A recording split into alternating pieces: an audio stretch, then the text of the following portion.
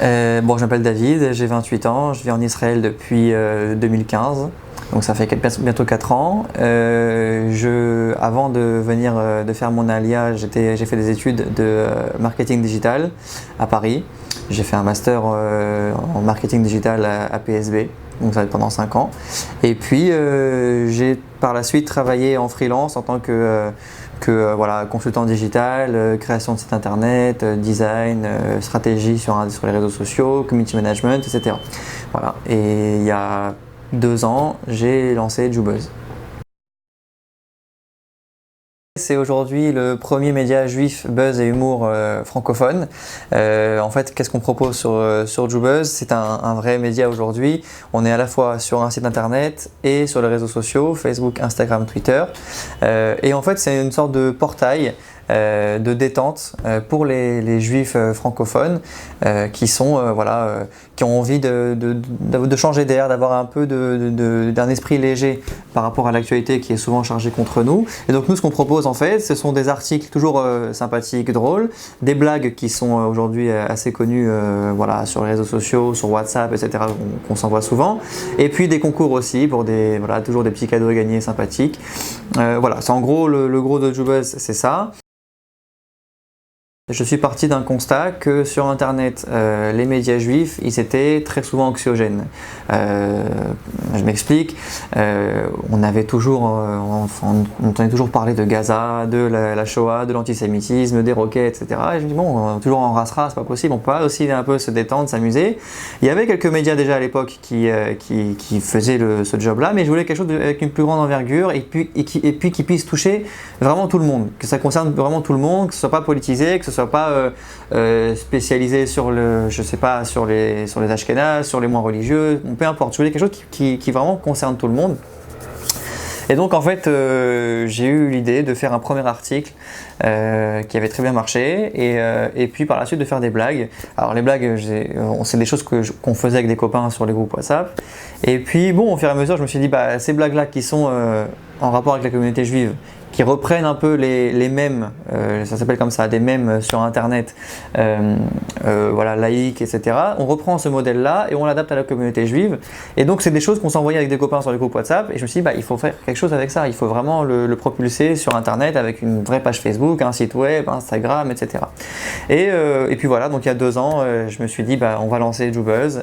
Donc c'était les articles, comme je t'ai dit, et les blagues en supplément comme ça.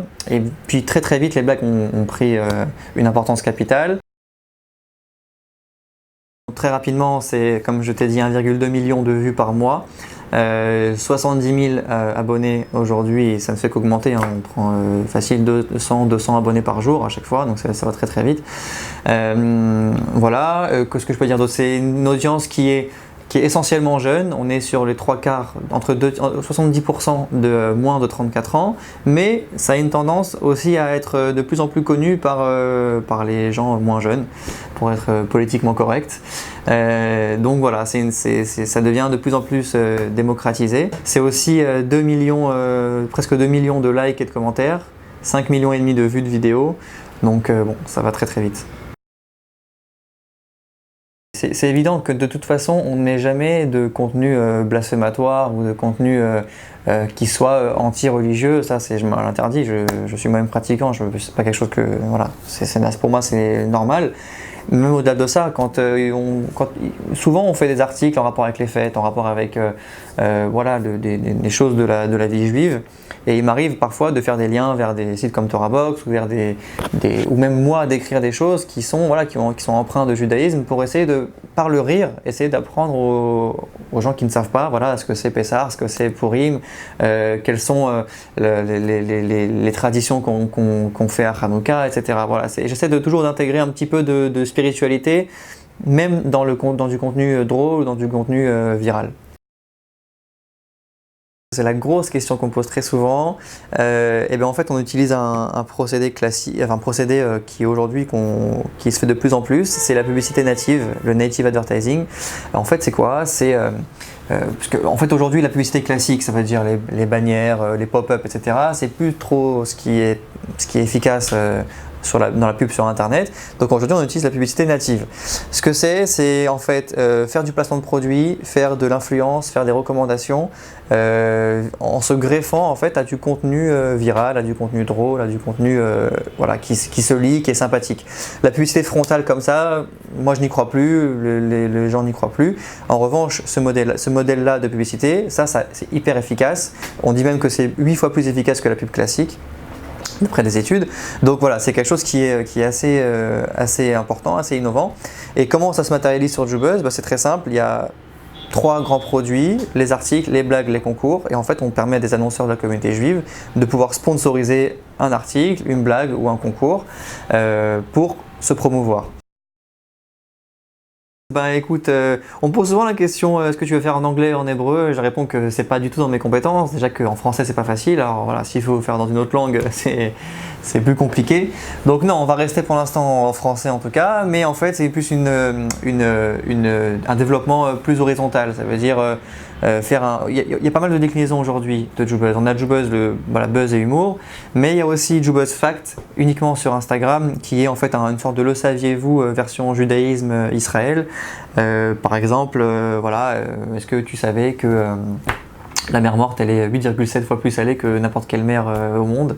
Non, voilà, donc ça c'est un truc que tu apprends sur JoBuzz Fact, c'est que des petits trucs comme ça, des petits trucs à savoir, ça fait toujours bien de le répéter après aux autres, donc voilà, c'est histoire de faire bonne figure, et c'est très sympathique, c'est suivi par presque 12 000 personnes sur Instagram, donc c'est un gros compte, un gros média. Voilà, ça c'est la première déclinaison. Deuxième déclinaison, JoBuzz Wow, c'est aussi sur Instagram, c'est un compte de photos classique sur Instagram, des photos du judaïsme ou des photos d'Israël, des photos très très très jolies. Voilà, on a toujours envie de voir ce genre de choses le matin quand on va sur Instagram. On se réveille avec une petite photo sympathique, ensoleillée et lumineuse d'Israël ou de quelque chose de juif à travers le monde.